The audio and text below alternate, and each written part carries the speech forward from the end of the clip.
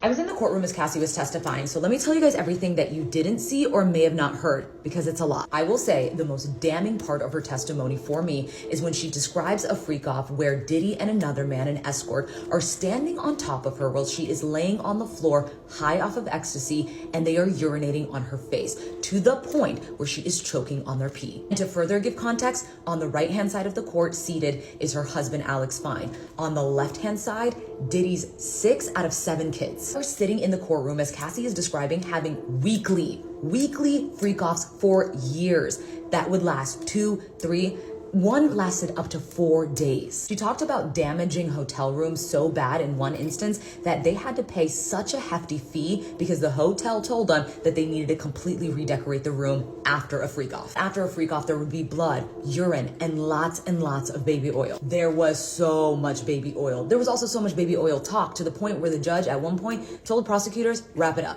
But before we even got there, a very pregnant Cassie was called to the stand. She was wearing a tight brown turtleneck dress that was hugging her baby bump. When she sat down, you could tell she was nervous. And if you couldn't, you quickly picked up on it because once she started talking, you noticed that she paused a lot. She would sigh heavily before she answered a question. One of those moments was when she explained to the court that a year into their relationship, that Diddy had approached her with this fantasy that he had. He called it voyeurism, where he wanted to see her have sex with another man, later referred to as freak-offs. She said her stomach dropped. She was 22 years old. She described herself as very naive and a people pleaser. She said the only reason that she agreed to it is because she knew it would make him happy and she was afraid what would happen if she said no. That's also around the time, she says, that he started to get abusive. Most of her testimony today was spent on talking about these freak-offs, the different escorts that they would use, the different hotels that they would use. She said that she would find escorts off of Craigslist and this escort service called Cowboys for Angels. And to describe them,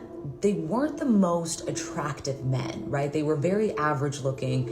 Some of them weren't even conventionally attractive. One thing they had in common is most of them were black because Diddy preferred for her black men with a big D, she said. At one point, Cassie broke down in tears when the prosecutor asked her, why didn't you leave? If the freak-offs, as you explained, were so disgusting and humiliating, why not leave? And she started crying and said that she was very deeply in love and this was the only alone time that she could get with Diddy. And it got to a point where this was kind of the only emotional connection that she was getting from this man that she was dating. So much more that I'll cover in another video, including his incessant phone calls, him tracking her down with his security, and her never being able to escape him.